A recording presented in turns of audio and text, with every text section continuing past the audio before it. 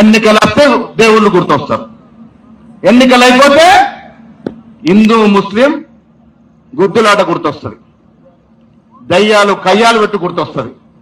పొద్దున్న లేస్తే కులము మతము లేనిదే బీజేపీ నాయకుడు బండి సంజయ్ గెలుస్తాడా? ఇడ కౌన్సిలర్ నుంచి ఎంపీ ఎట్లయిండు? దొంగ ఓట్లు వేసుకుని అయిండు. కరీంనగర్ లో కూడా ఇలా రాహుల్ గాంధీ ఓట్లు బయట పెట్టినారంటే కరీంనగర్ కూడా దొంగ ఓట్లతోనే గెలిచినట్టుగా నాకు అనుమానం ఉన్నది. ఈ 8 మంది గెలిచిన పార్లమెంట్ సభ్యులు దొంగోట్లతోనే గెలిచారనే అనుమానం నాకున్నది. అది ఎందుకంటే రాహుల్ గాంధీ బయట పెట్టిన రుజువులు చూస్తుంటే ఒక్కొక్కడికి ఓటు జగిత్యాలు ఉన్నది, కరీంనగర్లు ఉన్నది, చొప్పదండిలు ఉన్నది, వేములవాడలు ఉన్నది. ఎట్లుంటదయ్యా? పొద్దున్న లేచాడు 4 నియోజకవర్గాల్లో ఓటేసిండు, అందుకే బండి సంజయ్ గెలిచిండు. లేకుండా బండి సంజయ్ గెలిచే మనిషి లేదు. తనకు తాను బీసీ నాయకుడని చెప్పుకుంటాడు. మిస్టర్ బండి సంజయ్ దేశ్ముఖ్, ఎక్కడ బీసీ అయ్యా నువ్వు? ఇలా ఒక్క మాటన మాట్లాడుతున్నావు బీసీల గురించి? రేవంత్ రెడ్డి మొనగాడు 42% రిజర్వేషన్ ఇచ్చిండు. స్థానిక సంస్థల్లో చట్టం ఇచ్చినాం, విద్యా ఉపాధిలో చట్టం ఇచ్చినాం.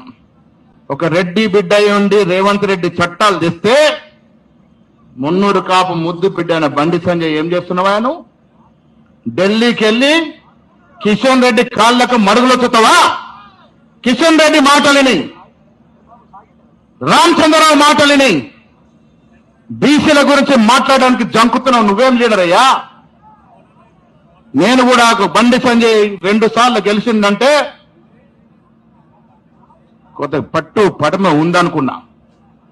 కానీ ఇలా 42% గురించి మాట్లాడకుండా ఇంట్లో దాక్కున్నాడు, ఢిల్లీలో దాక్కున్నాడంటే నీ నాయకత్వ లక్షణం ఏమిటి అని అడుగుతా ఉన్నా.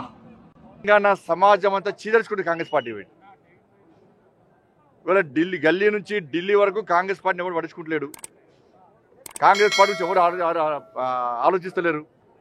ఇటువంటి పరిస్థితిలో మేము ఉన్నామని చెప్పుకోవడానికి, మా పార్టీ ఇంతో అంతా ఉందని చెప్పుకోవడానికి మాత్రం ఇవాళ కాంగ్రెస్ పార్టీ వాళ్ళ ఆందోళన పేరుతో విధ్వంసం సృష్టించడాన్ని భారతీయ జనతా పార్టీ తీవ్రంగా ఖండిస్తుంది. అప్పడంగా ప్రజల ఆస్తులను దుబ్బిపోయి మనీ లాండరింగ్ పాల్పడి, దోపిడీకి పాల్పడి అక్రమంగా వేల కోట్ల ఆస్తులు దొబ్బిపోతున్న కూర్చోండి. దేశ ప్రజలు ఎవరి ఆస్తి, ఎవరు లోన్ కోసం ఇచ్చారు, దానిలో సభ్యులు ఎవరు, దానిలో వాటా ఎవరిది, దాని ట్రస్టీలు ఎవరు, ఎవరు కుటుంబ సభ్యులు, ఏ పార్టీకి సంబంధించిన వ్యక్తులు జిల్లా.